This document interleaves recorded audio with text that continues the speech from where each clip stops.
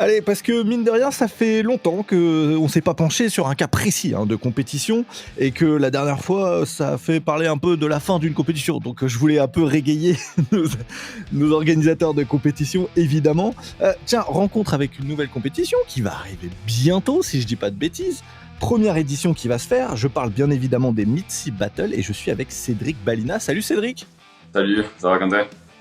Bah, ça va très bien, vous entendez ce petit accent. Moi, c'est les endroits que j'aime bien aller en compétition, surtout quand ça me vend ce qu'ils sont en train de nous vendre. Donc, ça aura lieu du 31 mai au 1er juin 2025 à Canet-en-Roussillon. Je crois que là, je m'étais planté sur la région la dernière fois des Ouais, je locates. crois que tu Franchement, t'étais on est un petit région peu de Perpignan. planté et du coup je suis un petit peu déçu. Je crois que tu avais critiqué Perpignan, alors je suis pas certain de la suite du podcast. Non, j'adore Canet-en-Roussillon, Perpignan beaucoup moins Canet-en-Roussillon. Allez, parfait, La girouette, tu sais, juste pour pouvoir ça passe, ça venir. passe. Non, je rigole évidemment. Moi, je suis toujours en train de chambrer, mais il y a aucune animosité avec Perpignan. D'ailleurs, je crois que je suis jamais allé. Eh ben écoute, Non, je suis peut-être que jamais ce allé. sera l'occasion de venir alors. Eh ben carrément, invitation prise. Je viendrai voir avec grand plaisir. Bon, on est d'accord que c'est bien la première édition des Mitsi Battle. C'est votre première fois. Alors c'est vrai que nous on commence à être un peu experts dans l'organisation des événements avec notre affilié CrossFit Polygon, mais les Mitsi Battle c'est la première fois que cet event verra le jour. La première et pas la dernière, mais c'est vrai que ça fait 4 années de suite qu'on essaye d'organiser ça. Il y a vraiment eu beaucoup de péripéties et là, ça fait vraiment longtemps on a cette idée-là. Je pense qu'on a fait un petit peu le même cheminement que d'autres ont fait. Je pense au Le 4, vouloir avoir quelque chose sur la plage autour de l'été, offrir quelque chose à la communauté de ce style. Et donc, c'est vrai qu'il y a 5 ans, on s'était vu avec Luc sur une compète à Narbonne. Et il m'a dit, mec, je veux faire une compète à la plage. Je dis, mais mec, moi aussi. Et en fait, on s'est parlé et on a échangé les trucs. On était hyper chaud. On savait que on serait loin en termes de date, l'un et l'autre. Et que on se gênerait jamais. Et du coup, moi, j'ai galéré pendant 4 ans. Ils ont fait un truc de fou. Et bon, j'espère que pour eux, ça reprendra. Forcément, on est hyper proche avec Luc et avec Storga. Donc, mais nous, on va faire certainement quelque chose de différent. J'espère que la communauté va kiffer parce que c'est vraiment beaucoup de travail et ça va être un bel aboutissement. Ouais, tu le disais, les dates sont différentes. On est plus proche à peu près quand même des beaux jours de l'été. Ouais. Faut prévoir peut-être un peu plus de crème solaire de votre côté que le 4. Ouais. Et un event en extérieur, le plus dur, c'est prévoir la météo. Et Ouais. donc, du coup, à tout moment, il va y avoir de la crème solaire, mais on espère qu'il va pas y avoir un gros coup de vent ou Ouais. un week-end pourri. Mais normalement, je pense qu'on a bien choisi la date quand même. 1er juin, on n'est pas loin. Ouais, on est crossfitter, faut être préparé à tout. Ouais. Une petite crème solaire et un petit kawaii quand même au cas où, parce qu'on n'est jamais sûr de rien. Et déjà une exclue pour le podcast, dans le pack athlète, il y aura des crèmes solaires personnalisées Mitsi Battle. Donc ça devrait aller s'il y a du soleil. Oubliez la crème solaire, prenez quand même le kawaii. Ça, on le donnera pas. Tu m'étonnes. Déjà, bon, ça commence d'où? Tu nous l'as plus ou moins dit. Discussion avec Luc, c'est vraiment ça qui t'a donné envie de commencer à lancer ta compétition? Ou comme tu disais avant, comme t'en as organisé pas mal des compétitions avant, t'avais envie d'avoir un truc différent, de créer quelque chose qui change, qui se rapproche. D'ailleurs, il me semble que dans l'Instagram, vous le disiez, beaucoup des Wodapalooza également, c'est une grosse inspiration que vous avez. Nous, je parle de nous parce qu'on travaille en tant que staff, mais moi je suis rentré dans la filière CrossFit Polygon en 2015, au moment de son ouverture. Je commençais à coacher dedans en 2016. J'ai pris des parts dedans au moment du Covid. Et donc du coup, si tu veux, je suis arrivé un peu là par hasard, mais moi j'ai la passion du CrossFit et de la méthodologie. Vraiment, ça me tient à cœur depuis 2017. Et vraiment. J'ai toujours vu les Wodapalooza, j'ai vu comme je dis, le même cheminement que ce qu'ont expliqué les organisateurs des Le4, notamment avec les Beach Break à 7 en 2018. Et moi, j'avais cette envie-là. Et de voir du CrossFit sur la plage et aussi de me rapprocher, de rapprocher quelque chose en Europe ou en France qui se rapproche de ce que faisaient les Wodapalooza. Donc, je pense qu'on a eu le même cheminement intellectuel, mais chacun de notre côté. Et du coup, cette envie aussi de mettre à l'honneur, nous, les Pyrénées-Orientales, ce qu'on a aussi en termes de capacité d'accueil. Parce Ouais. que là, vraiment, moi, ce qui m'a impressionné avec le temps de travail qu'on a mis, c'est le travail avec les municipalités. Et là, la municipalité de Canet, honnêtement, ce qu'ils font pour nous aider à faire ça, c'est vraiment assez important, notamment d'un point de vue humain. Il y a vraiment des personnes qui sont proches de nous et qui nous soutiennent. Et quand ça fait 2, 3 ans que tu prends des échecs, tu n'as pas envie de repartir. Et là, il y en a qui ont redonné la force. Et quand je vois comment ça se concrétise, c'est quand même assez intéressant. Mais c'est sûr que ressembler dans plusieurs années, hein, parce que ça ne sera jamais sur une première ou une deuxième édition, à ce que peut se faire les Woodapalooza, je pense qu'il ne faut pas s'empêcher d'entreprendre et de voir grand. Mais après, sans non plus vouloir concurrencer, vouloir copier les gens, tu vois. Donc, il y aura quand même de l'identité propre à ce que nous on est, et nous ce qu'on veut aussi. Ouais, je vois totalement. Tu disais que ça a pris plusieurs années, que tu as pris plusieurs échecs. Qu'est-ce qui a pris autant de temps? C'est d'avoir les accréditations de la municipalité, parce que en plus de ça, on va en parler un peu après, mais vous êtes dans un lieu un peu particulier finalement. C'est ça qui prend du temps, les démarches auprès des mairies, de la communauté, peut-être de la région aussi pour avoir des aides financières. C'est ça qui a pris le plus de temps, c'est ça qui a bloqué? Ce qui prend le temps, c'est sûr que c'est travailler avec une municipalité, il y a des schémas décisionnels beaucoup plus longs que quand tu entreprends avec ton affilié. Ouais. Avec ton affilié, tu fais quelques posts sur les réseaux, tu dis tel jour il va y avoir une compétition, inscrivez-vous. Ça va très très vite. Là, c'est pas du tout la même chose. Ce qui prend aussi du temps, c'est le fait d'entreprendre sur plusieurs choses. Gérer une affiliée, c'est pas anodin. N'importe quel owner qui écoute enfin, comprend. Il y a aussi de la montée en compétences, tu vois, de faire des petites compétitions, de se roder. Et même si l'ambition, elle était là dès 2020, même fin 2019, il a fallu quand même du temps. 2021, c'était une bonne idée. Enfin, 2022, c'était une bonne idée, mais il y a eu la crise de l'énergie avec la guerre en Ukraine. Les subventions qui étaient prévues ont été coupées. Ça a pris du temps et on a dit bon, on annule. 2023, on était vraiment parti. On avait un gros chèque sur la table d'une municipalité. C'était vraiment un truc de fou qui nous prévoyait. Et en fait, il y a un grand festival du Sud de France qui a pris notre place sur le week-end qu'on était prévu. Donc, on s'est vu déchirer la convention de partenariat devant nos yeux. Et tu vois, c'est des trucs comme ça. 2024, tout était bien aligné avec une autre municipalité. Du coup, avec la municipalité de Canet, on avait même commercialisé. On avait déjà 100 athlètes inscrits. Je ne vais pas parler de politique là, mais si tu veux, il y a des gens dans une entité qui ont dit que les grains de sable étaient fragiles et qu'il fallait pas leur marcher dessus. Donc, enfin voilà, tu vois, ça peut être très vite, très compliqué et souvent indépendant de la volonté propre, parce que crois-moi que la volonté, l'abnégation dans l'entrepreneuriat qu'on a ici, elle est importante. Et quand tu prends des échecs comme ça, avec autant de travail, parce que quoi qu'il arrive, la compétition, tu l'organises. Donc, c'est-à-dire que tout le travail que tu dois mettre pour la réussir, tu la mets quand même si à la fin c'est un échec. Donc, moi j'ai dit à tout le monde de l'année dernière, si on y retourne, c'est la dernière. Donc, si je reprends un échec, Mm. les gars, c'est ciao. Voilà. Ouais. Ouais, donc ça fait un sacré lien avec l'épisode qu'on a sorti avec le 4, la difficulté d'entreprendre en France, ne serait-ce que même à titre peut-être associatif pour Oui. vous. Même C'est un enfer.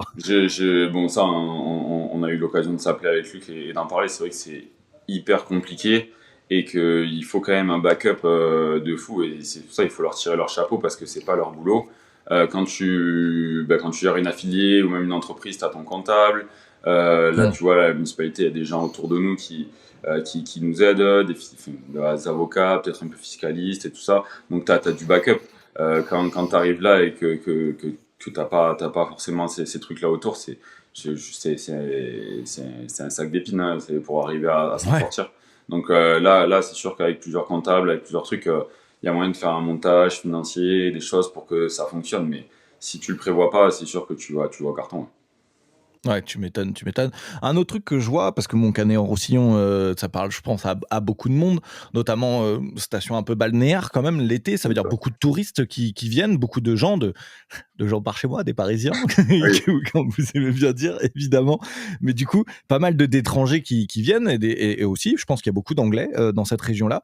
Euh, Comment ça se passe sur l'organisation d'une compétition? Tu es obligé de fixer ta date aussi par rapport un peu à eux, parce que je pense qu'à mon avis, la mairie de Canet-en-Roussillon doit pas trop accepter que ça arrive en plein été, finalement. Alors nous, on avait la contrainte de pas être trop proche de l'été, notamment trop proche Hmm. du mois de juin. Pourquoi? Parce que si tu veux, là où la compétition va être implantée, en fait, c'est un parking de quasiment 10 000 mètres carrés. Et la fin du D'accord. parking, 2 mètres après, t'as le sable, en fait. Donc t'es vraiment sur Ok. la promenade, l'endroit enfin, en gros, c'est un parking où les gens se mettent pour profiter de la station balnéaire, du coup, de la ville de Canet. Et du coup, il y avait cette contrainte-là de bloquer un parking pendant une semaine parce qu'on est présent pendant 8 jours sur le parking pour le montage, démontage. Donc il y a quand même beaucoup d'exploitation sur la zone. Donc il y avait cette contrainte-là de date. Et ensuite, donc c'est pour ça qu'il faut que ça soit prévu enfin, longtemps en amont. Il y a aussi les commerçants qui sont autour, de savoir si implanter ça, ça va pas être un souci. Après, il y a voir avec la police par rapport aux riverains, par rapport aux heures, par rapport à la musique. Donc c'est sûr qu'il y a eu beaucoup de barrières à lever, mais ça reste quand même un avantage parce que dis-toi que la deuxième ville, en gros, il y a deux, le top 1 c'est Montpellier. Les gens qui Mhm. sont inscrits, le maximum qui viennent, c'est Montpellier. Ensuite, c'est Paris. Et après c'est Perpignan. Et vraiment, il y a beaucoup de gens qui se sont inscrits, qui viennent de Paris. D'ailleurs, big up à CrossFit CP95 parce que je crois qu'ils viennent en bus. Euh, et voilà, nous c'est sûr qu'aussi en termes de prospection, on attire beaucoup dans nos événements les Catalans du Sud, hein, c'est-à-dire tout ce qui est entre la frontière et Barcelone. Donc, Hmm. ça aussi, c'est une façon d'exploiter des marchés et ça a été aussi des arguments par rapport à la municipalité de Canet parce que eux, ils savent que eux, c'est un village balnéaire, c'est-à-dire 52 semaines dans l'année, ils ont des animations et ils savent aussi qu'ils attirent pas mal ce public-là catalan parce qu'ils sont friands de ça. Ouais. Ouais, et puis tu m'étonnes, ça doit ramener aussi un public un peu plus jeune, parce que bon, Canet-en-Roussillon, je pense que pour beaucoup, bah, ça fait un peu, ouais, station balnéaire, village balnéaire, comme tu Mm. nous disais. Des fois, ça attire pas forcément les jeunes. Ça peut être aussi une belle exposition pour ramener des sportifs, des jeunes, des gens qui sont peut-être bah, différents de ce qu'ils ont d'habitude comme tourisme. Donc, c'est toujours pas mal, je pense, pour une municipalité de faire ça. Et effectivement, comme tu le disais, des Espagnols. D'ailleurs, il me semble que tu es parti à la conquête des Espagnols, tu es allé dans les box là-bas pour aller promouvoir la compétition. Ouais, ouais. Bon, après, c'est une longue histoire hein, d'amour. Moi, personnellement, et des fois, j'ai peur même d'être déconnecté. Je fais quasiment que des compétitions de CrossFit en Espagne parce que j'ai beaucoup d'amis là-bas. Bon, après, je suis très attaché à la catalanité et j'adore aller de ce côté-là. Donc, du coup, je connais quand même beaucoup de monde sur les 50 box que j'ai traversées. Il y avait plus de 10 owners qui étaient vraiment des copains, si tu veux. Donc, c'était facile pour moi d'aller tourner là-bas. Et Ouais. nous, on organise 2 compétitions dans nos murs. Et la plus grosse compétition qu'on organise, qui prend plus de 200 athlètes à chaque fois, chaque année, ça s'appelle les Raclette Throwdown fin novembre. Et sur les 220 athlètes qu'on a eu cette année, tu vois, il y en avait plus de 50, c'est des Catalans. Donc ça reste des amis. Et moi, je vais m'entraîner chez eux ou faire les compétitions chez eux. Eux, ils viennent. Et c'est aussi, ça a été un argument pour la mairie de Canet de faire venir du monde comme ça. Hmm. Et aussi de dynamiser. Tu parlais de la municipalité qui cherchait peut-être à avoir des gens plus jeunes, ça fait partie de leur stratégie à long terme d'attirer un autre public et pas qu'un public plutôt âgé. Et donc du coup en mettant ce genre d'animation en place et nous aussi dans ce que nous on a proposé dans notre projet, ça a été de ne pas faire une simple compétition de CrossFit, mais aussi de faire quelque chose d'ultra communautaire. Donc ça a été annoncé sur les réseaux le jour où le podcast va sortir, mais en gros, le samedi, on va avoir un temps de 3 heures de pause pour l'event et où on va pouvoir accueillir un challenge où les spectateurs et tous ceux qui veulent pourront pratiquer 3 entraînements des multi-battles en non compétitif. Donc nous, si tu veux, le CrossFit, la méthodologie, la marque CrossFit, tout ce que ça a généré, notamment en termes de communauté d'un point de vue social, on est archi attaché à ça. Et Hmm. c'est pour ça que ça a en découlé sur ce genre d'initiative. On voulait pas que les spectateurs juste viennent regarder un peu un spectacle. On voulait qu'ils puissent pas participer. Et le côté sport santé, sport citoyenneté, ça nous tient à cœur. Donc nous, on a beaucoup de teens, de kids. On a beaucoup de parents qui amènent leurs enfants. Donc on sait qu'avec ça, ils vont pouvoir venir pratiquer en mode parent-enfant, passer une super journée. Moi, je suis pas encore père de famille, mais je m'imagine si j'ai un enfant et que j'ai la chance de pouvoir faire du crossfit avec lui, genre ça va être des souvenirs inoubliables. Donc si on peut promotionner ça, tu vois, on essaie d'aller dans ce sens-là et ça plaît à la municipalité aussi. Ah ouais, je vois totalement et ça c'est cool parce qu'on parlait de l'inspiration un peu Wodapalooza. Je crois qu'eux aussi font un challenge un peu comme ça avec un WOD à côté, pour, les gens qui voudraient participer en non compétitif. Finalement, c'est quand même un petit challenge où il y a un petit truc à gagner à la fin mais Oui, ouais, c'est vrai que c'est intéressant ces compétitions-là un peu à côté et je trouve ça génial. En plus, si on peut le faire avec les enfants, c'est vrai que, oui, et c'est trop cool même pour les aussi parents. les enfants et aussi adaptatifs, tu vois. Mmh. Nous, sur les 250 adhérents qu'on a, on a 3 personnes en situation de handicap. Ça nous tient à cœur de prévoir nos séances et de coacher nos séances pour qu'ils puissent faire la même chose que nous et de juste pouvoir offrir à ces gens-là aussi l'opportunité d'y être sur le floor. Ça aussi, ça nous tient à cœur. Mmh. Ta dernière question un peu sur comment est né le projet Mitsi Battle, avant de passer au sportif évidemment. Ouais. C'est un vrai challenge hein, de lancer une compétition aujourd'hui. Il y en a beaucoup, il y en a qui naissent tous les week-ends, donc c'est un peu compliqué d'aller se démarquer. Notamment, en plus de ça, on en a parlé tout à l'heure, il y avait les Le4, donc tu le disais, la date elle est un peu différente, mais mine de rien, vous n'êtes pas très loin, un peu sur le même format, du coup, bord de plage, tout ça. Est-ce que vous, toi, tu l'as dit, tu as discuté avec Luc, mais est-ce que tu as vraiment pris ça en compte? Parce qu'à l'époque où tu disais, ça fait 3 ans, 4 ans que tu essayes de lancer la compétition, les Le4, ils sont à côté, ça marche quand même vachement bien. Est-ce que toi, dans ta tête, tu te dis, mince, c'est un beau concurrent? Est-ce qu'il y a zéro concurrence entre les créateurs de compétition? Est-ce que vous vous soutenez? Comment ça se passe d'ailleurs, cette un peu intercommunauté d'organisateurs de compétition qui est à l'intérieur de cette communauté CrossFit? Moi j'ai un avis hyper tranché sur la question. La majorité du monde du CrossFit dit il y a trop de compétition. Je pense que je suis hyper contre-intuitif par rapport à ça. Moi, je pense qu'il n'y a pas assez d'athlètes. À ton avis, combien de matchs de foot il y a tous les week-ends en France? Il y en a beaucoup plus que de compétitions de CrossFit. En revanche, il y a beaucoup plus de pratiquants de foot que de CrossFit. Hmm. Donc, moi, je pense qu'il faut juste qu'il y ait plus de salles, plus d'athlètes et c'est pas une histoire d'avoir plus de compétition. Après, certes, par rapport à l'état actuel du nombre d'athlètes versus le nombre de compétitions, ça va devenir, et enfin, c'est déjà le cas depuis 1 ou 2 ans, c'est la loi du plus fort. C'est-à-dire que quand tu as des grandes compétitions comme les Buddy Fit qui brillent, qui sont belles, qui sont bien faites, ben forcément, elles remplissent en quelques heures, ou comme les Le4, hein, ça sold out direct dès le drop des inscriptions. Et t'en as d'autres qui galèrent et qui s'annulent parce que peut-être qu'elles sont plus petites, moins voyantes sur les réseaux, etc. Donc ça, c'est ça. Après, moi, depuis que j'entreprends dans le CrossFit et même dans la vie de tous les jours, moi, je fais en sorte d'être en bon terme avec n'importe qui je pourrais interagir. Et donc, du coup, à la base, je reste quand même coach de CrossFit et owner. Et donc, si tu veux, j'ai une interaction avec tous ces gens-là, avec ce milieu-là, et je fais en sorte que ça se passe bien pour tout, d'organiser, toujours d'oublier personne. Donc, jamais de la vie, j'aurais de la concurrence avec quelqu'un parce que c'est pas ma personnalité. Hmm. Et même, quand j'ai vu, enfin, parce qu'à la base, nous, quand on s'est rencontrés avec Luc et qu'il m'a dit qu'il voulait faire une compétition, ça devait être les Gruissants à Trop c'était pas le 4. Et quand on a parlé et tout ça, moi, je me suis pas dit ça va être un concurrent. Je me dis ça va être une opportunité de développer ce thème-là peut-être, mais on n'avait pas la même idée. On le savait quand c'était une compétition à CrossFit Narbonne, on s'est vu, on a parlé et on a compris direct en moins de 3 minutes qu'on n'avait pas les mêmes idées, qu'on ne voulait pas faire le même event. Et même par rapport aux athlètes, moi j'ai peur que les athlètes viennent et se disent ah bah tu sais ça va être une copie des Le4, mais j'ai peur qu'ils soient déçus parce que ça sera pas le cas, tu vois. Donc voilà, moi je pense pas qu'il y ait de mauvaises interactions entre les organisateurs de compète et honnêtement j'ai vu des gens qui voulaient s'entraider. Hmm. Même tu vois il y a 2 ans j'avais eu l'occasion de parler avec Mika qui organise des affiliates. On a parlé pendant une demi-heure, honnêtement, et il s'est pas dit ce mec-là va faire une compète qui va monter en même temps que moi. On a échangé vraiment bienveillant. Et j'ai jamais vu quelqu'un de fermé et qui organisait des compétitions. Toujours de l'échange constructif, tu vois.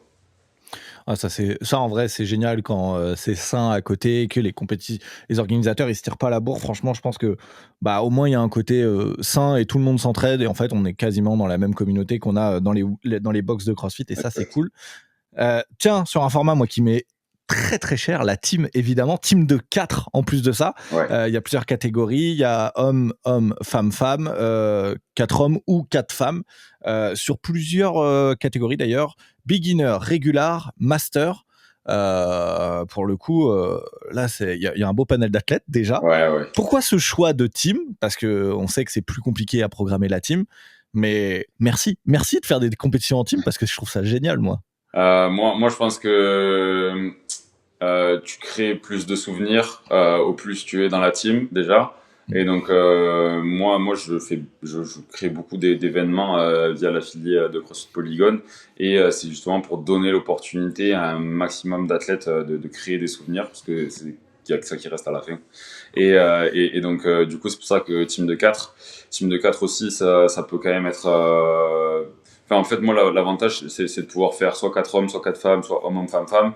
Et en fait, c'est d'avoir beaucoup de panels d'athlètes parce que tu sois, peu importe ton niveau, peu importe que tes amis soient plutôt des filles, plutôt des mecs, plutôt mixtes, tu peux participer. Donc c'est pour ça que j'ai essayé de prendre au plus large. Ensuite, bien sûr que c'est plus facile de mettre plus d'athlètes sur le floor avec des teams de 4 que des teams de 2. Et je parle pas que pour la rentabilité de l'événement, mais aussi comment ça peut rendre parce que on a bon, notre équipementier Jada qui propose des barres assez larges avec des lignes qui font 2,50 m de large, tu vois. Donc on a des lignes qui font quasiment 20 mètres de long. Mettre un ou deux athlètes dans des grandes lignes comme ça, des fois ça fait un petit peu petit. Donc là on va mettre 40 athlètes sur le floor, tu vois, déjà, avec pas mal de matos, avec des worms de 4. Donc ça laisse, moi, je pense, beaucoup de possibilités. Et en termes d'objets qu'on va utiliser pour connecter les gens et tout, team de 4, je préfère. Perso. Ouais, je vois. On va reparler peut-être des objets. C'est Jada d'ailleurs qui vous fait le floor. Très bonne petite boîte. Moi, j'aime beaucoup. Ils font pas mal de compétitions. Je crois qu'ils étaient sur les Blue Monkey Battle, si je dis pas de bêtises. Ils en ont fait plein d'autres. Ils devaient faire les Le4. Enfin, ils faisaient les Le4 depuis un Ils bout de temps. sont vraiment bien développés. Ouais. Franck, le propriétaire de CrossFit LCA. Lui, ça fait longtemps que je le connais. Je l'ai vu monter sa salle et c'est vraiment quelqu'un de très professionnel. Et moi, j'admire le boulot qu'il a, même si selon lui, c'est juste un mec qui fait de la soudure. Honnêtement, crois-moi que c'est archi pro et c'est pour ça que je ne serais pas passé par quelqu'un d'autre. Ouais, tu m'étonnes. C'est vrai que quand on regarde leur Instagram, professionnel, c'est peut-être pas le premier mot qui nous vient quand ils font un transpalette sur une descente. Oui, mais j'étais là ce jour-là, j'étais là. on se fie plus aux commentaires des gens que l'Insta. C'est de la communication, donc faut bien faire parler de nous, évidemment. Donc très bonne petite boîte. Il y en a plein des bonnes boîtes françaises qui font du bon travail. Donc voilà. Bon, j'aime bien mettre un petit coup de projecteur sur ces boîtes-là. D'ailleurs, je vois en feuilletant votre page Instagram que la personne qui va programmer ces Mitsi Battle, c'est Luc Millier de Mjolnir. Moi, j'aime bien balancer nos bourreaux en compétition, les gens qui vont nous tuer. Ouais. Luc, si tu passes par là, des bisous, évidemment. Mais ouais, pourquoi ce choix de prendre Mjolnir, d'ailleurs, qui programme d'ailleurs pas mal d'autres compétitions, si je dis pas de bêtises. Mais ouais, pourquoi le choix de Mjolnir? T'as pu le tester en compétition? T'as eu un très bon souvenir de sang dans la bouche? C'est l'histoire qui veut ça et un peu comme Franck avec Jada, quand tu vois des gens qui travaillent bien et aussi qui réussissent dans leur business, forcément, je pense que tu es obligé de suivre un peu ou d'aller dans cette direction-là. Moi, ça fait 2 ans que j'exploite seul sur CrossFit Polygon. Mon ancien associé, du coup, était avec le service de programmation de Viking Training, donc on a toujours fonctionné avec Viking pour tout. Du coup, à ce moment-là, moi, j'ai réfléchi à une programmation qui pourrait correspondre à la salle. Et donc, du coup, j'ai été vachement séduit parce que proposait Mjolnir Affiliate. Et donc, ça fait 2 ans qu'on pratique Mjolnir Affiliate ici à CrossFit Polygon. Et vraiment, c'est vraiment top.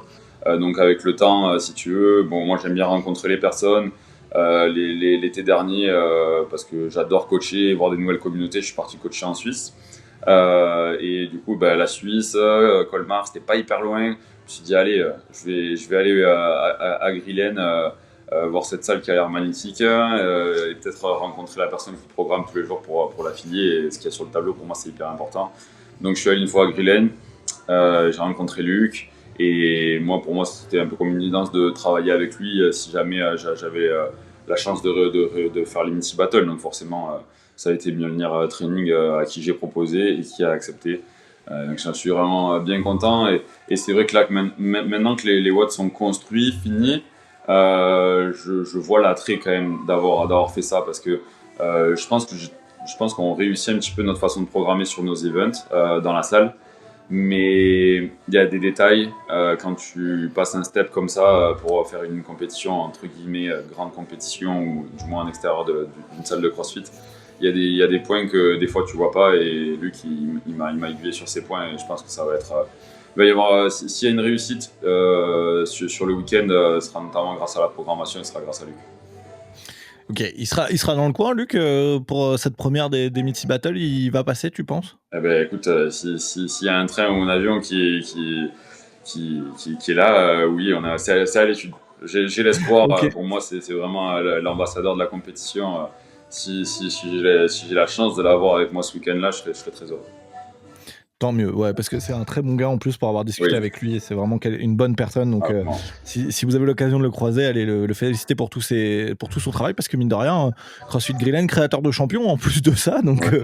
il y a pas mal de gros athlètes français qui sont passés par là-bas. Donc, Et très si on intéressant. récapitule le tout, si tu vois la réussite qu'il a avec Grillen, avec Mjolnir, avec ses athlètes, il n'y a pas beaucoup de monde qui réussit autant, je pense. Même avec ses Ouais, compétitions, avec les Alsace, c'est vrai. Ouais. C'est vrai qu'il a réussi pas mal de choses, donc, et puis une très bonne personne en plus de ça. Ouais. Tiens, autre choix intéressant que vous avez fait, c'est pas de qualification, pas de WOD de qualification, évidemment. Là où on en voit de plus en plus sur beaucoup de compétitions.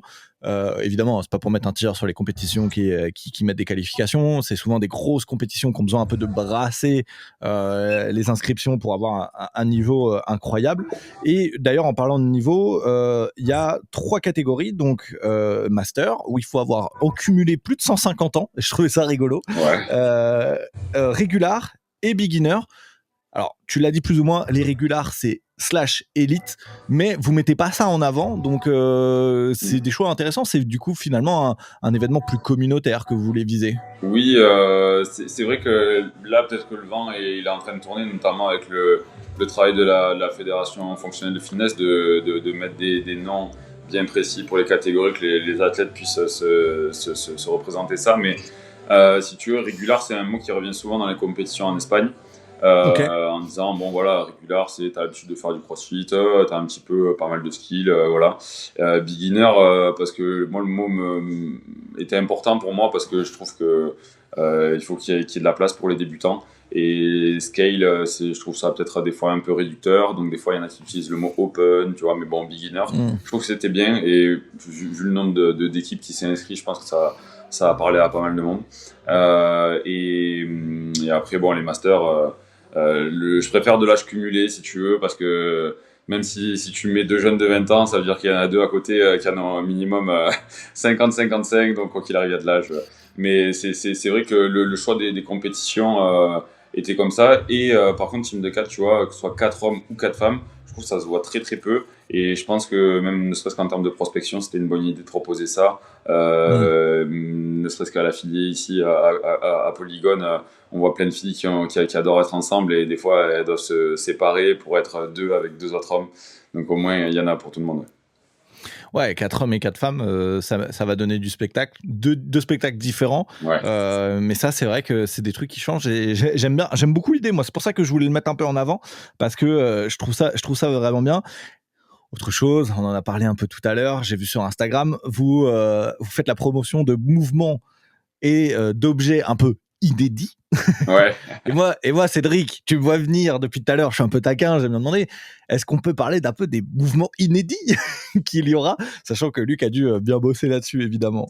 Ouais, mouvement inédit, et moi en fait ce que j'aime dans organiser des événements, c'est préparer des choses pour que les gens soient un petit peu émerveillés, un peu surpris, et c'est juste pour voir ces émotions-là, je pense que je fais des événements.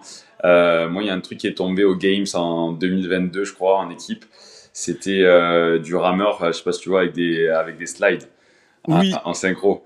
Et du coup, bah, on a reçu les slides là, la semaine dernière. Et il y a tout le staff qui a dit on veut participer en tant qu'athlète, c'est trop. Donc, ça veut dire que juste s'il y a cette réaction, ça va plaire aux athlètes. Donc déjà ça va être Ouais, une belle façon de synchroniser, d'être connecté en tant qu'athlète. Et ensuite, bien sûr qu'on retrouvera des worms à 4, c'est quand même assez commun. ouais, Euh, mais je pense aussi dans les stimulations, on a essayé de faire des choses où il y a un certain moment donné où tu as un peu la pression en tant qu'athlète et tu sais que ça va arriver, il y a ton partenaire qui va te checker, tu vas tracer et il faut que tu ailles à fond. Et ça, en termes d'adrénaline et tout ça, ça c'est quand même assez cool à vivre. Honnêtement, quand je vois la proc, je me dis, putain, je suis organisateur, mais j'ai envie de le faire, tu vois.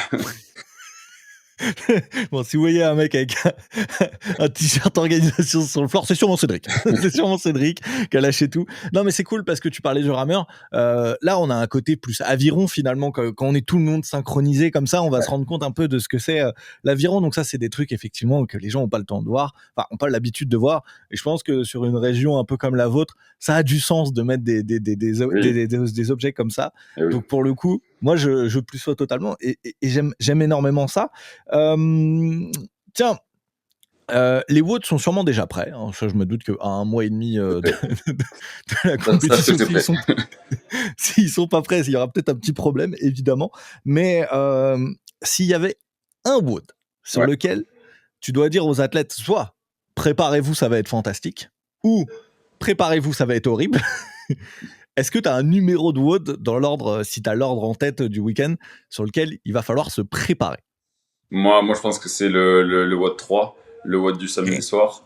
Les Ok. athlètes, ils vont avoir la chance ou la malchance, parce que ça va être un peu tard, de bouger en nocturne, donc entre 19h30 et 22h30.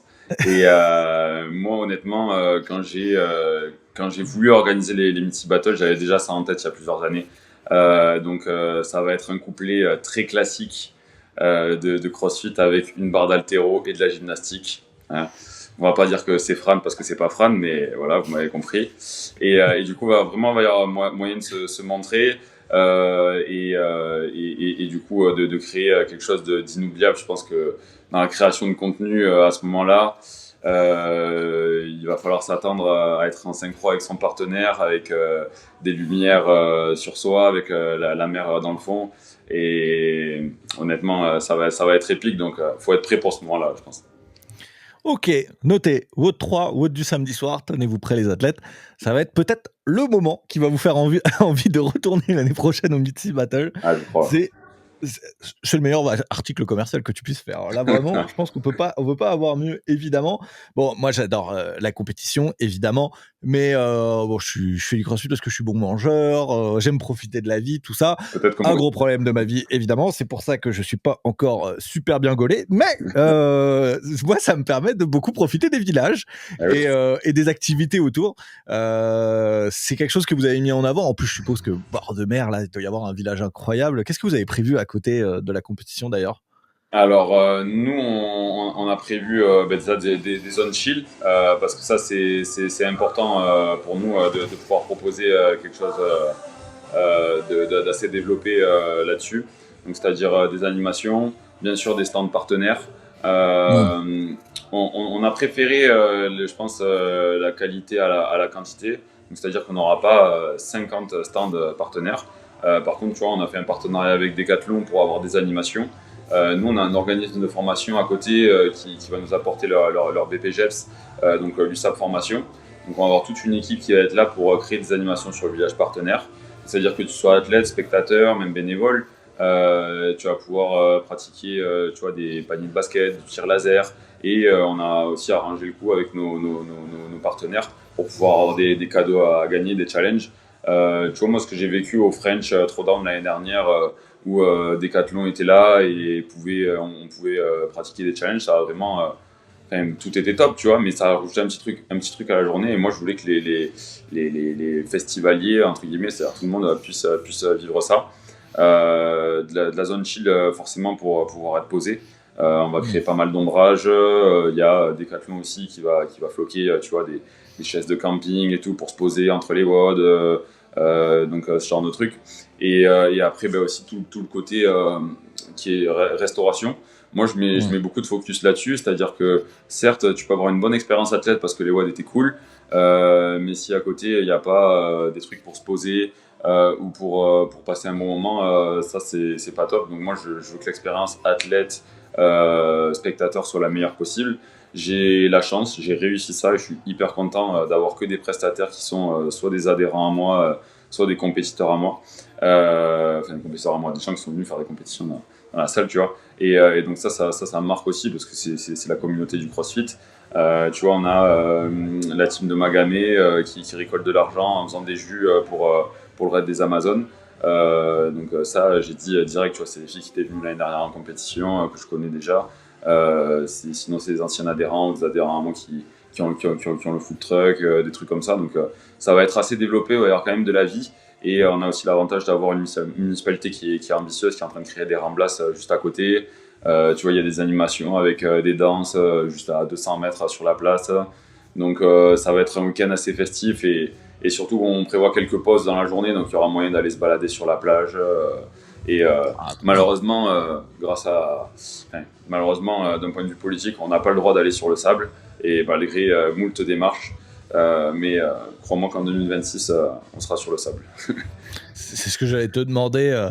Là, tu disais qu'il y avait l'accès à la mer juste à côté. Vous n'avez pas le droit d'aller sur le sable. Bon, ils peuvent quand même aller se baigner, les gars, entre deux WOD, quand ils sont un peu rincés. La réponse qu'on a, nous, c'est s'ils veulent prendre une serviette, un parasol, un barnum, en tant qu'individu, ils ont le droit, comme tout le monde a le droit.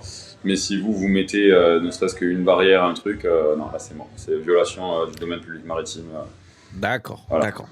Ok, je vois. Donc c'est plus vous, l'organisation, qui êtes embêtée autour de ça, plutôt que les athlètes qui ne pourront pas en profiter. Okay. Ah non, mais les athlètes, ils peuvent faire ce qu'ils veulent sur la plage. Et qui plus est, il y a beaucoup de clubs de plage. Enfin, il y en a un qui est 50 mètres devant.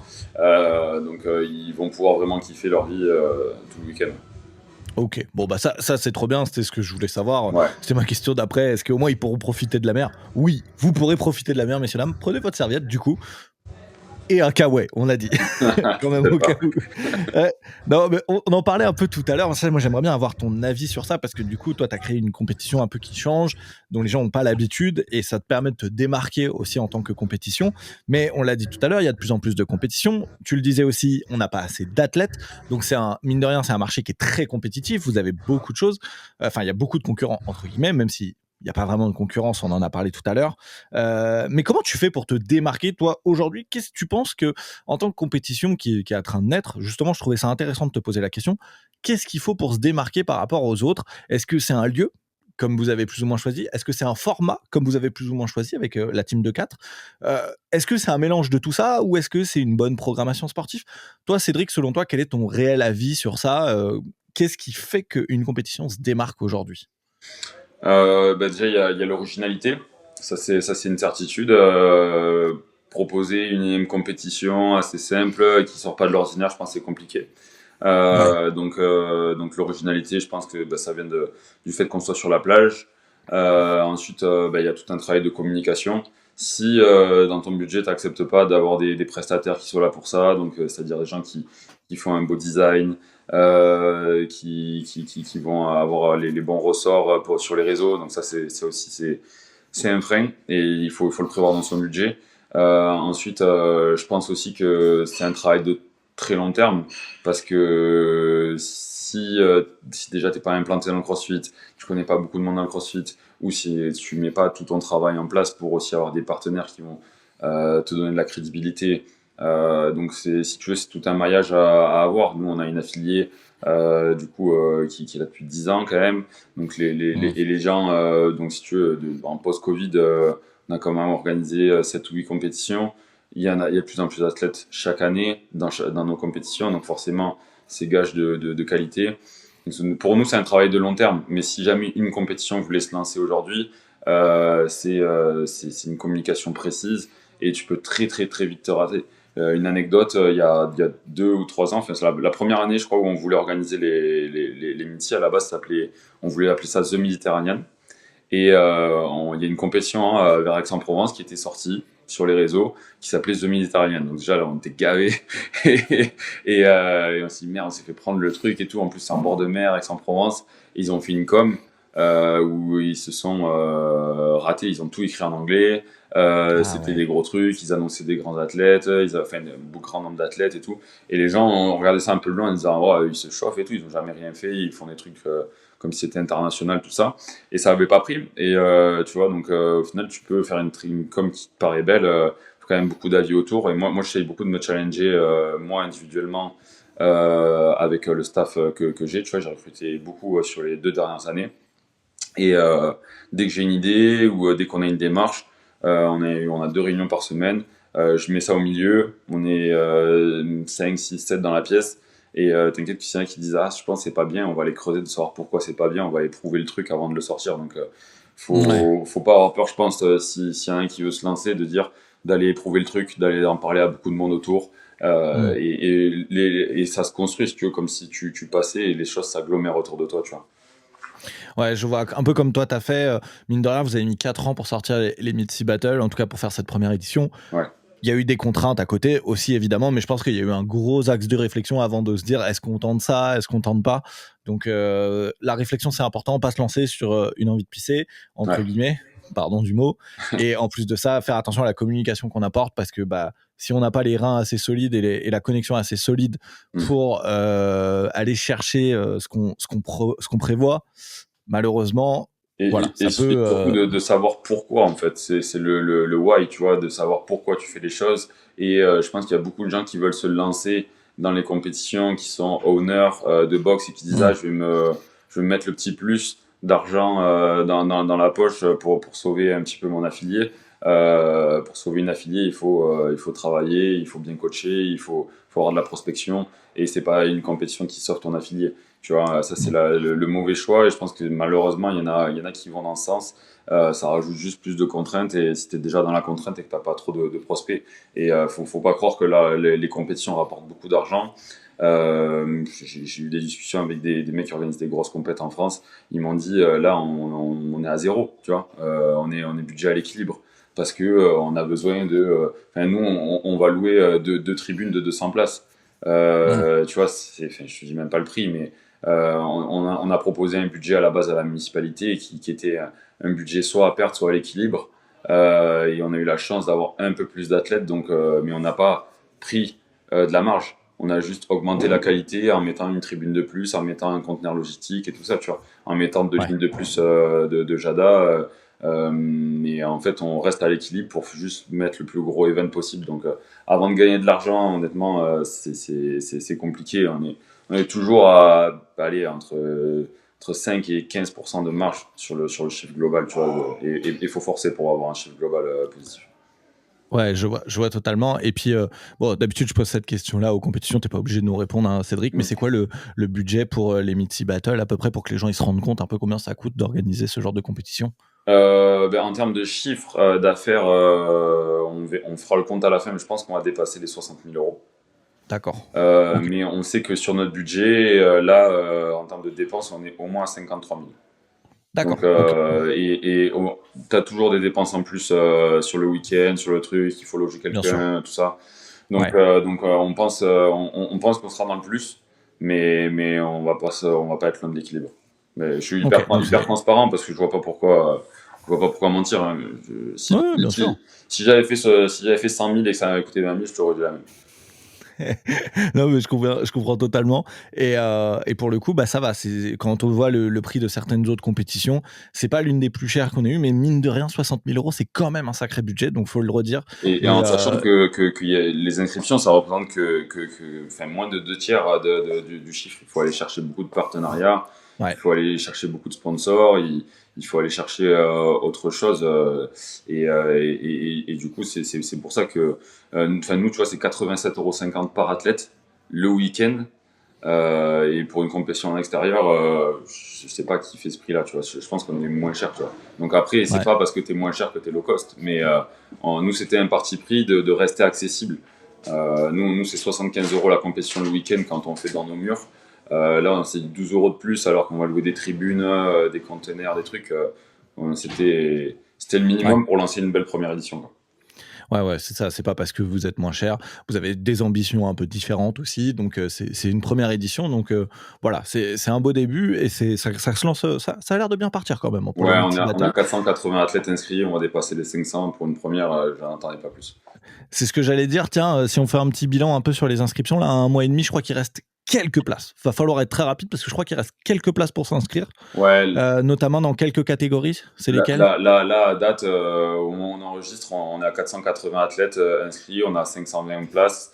Il reste, je crois, 5-6 places en régular et après, il reste juste une place sur les autres catégories. Mais peut-être qu'au moment où le podcast va sortir, je pense que ça sera fini. Ouais.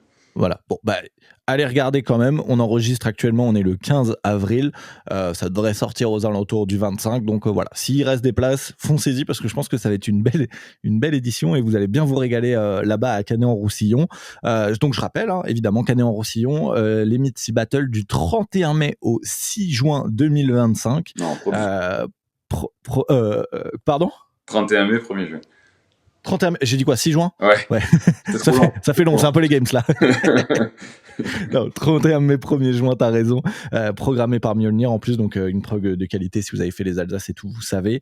En team de 4. Donc voilà, vous avez plein de formats et il y a de quoi se régaler sur tout ce week-end. Tout ce que vous a expliqué Cédric. Je pense que là, moi, j'ai pris un petit billet d'avion pour Perpignan là pendant que t'étais en train de discuter. je pense que je viendrai si je peux. En tout cas, j'essaierai de me libérer. Merci beaucoup Cédric d'être venu et d'avoir parlé un peu de ton événement. Ça se fait toujours plaisir un peu d'avoir les organisateurs de compétition. Ça permet de mettre un visage sur vous et le travail de l'ombre que vous faites. Bravo à toi aussi pour ce que tu fais parce que je pense que ça va participer à tout l'écosystème CrossFit et ça tire les choses vers le haut. Ouais, j'espère en tout cas, on se tire tous vers le haut, comme les organisateurs de compète qui se soutiennent. Ouais. C'est la communauté CrossFit, on s'aide tous évidemment et c'est normal. Merci beaucoup Cédric et puis du coup à la prochaine au Mythic Battle évidemment. Merci à Quentin. Razors off, Willie Shores, Viva la France!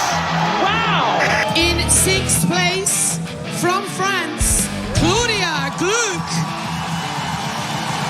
That is a test win for CrossFit Jena. Vive la France, they are going back to Madison. He's trying to go to the CrossFit Games for the first time, and he needs wins to get there.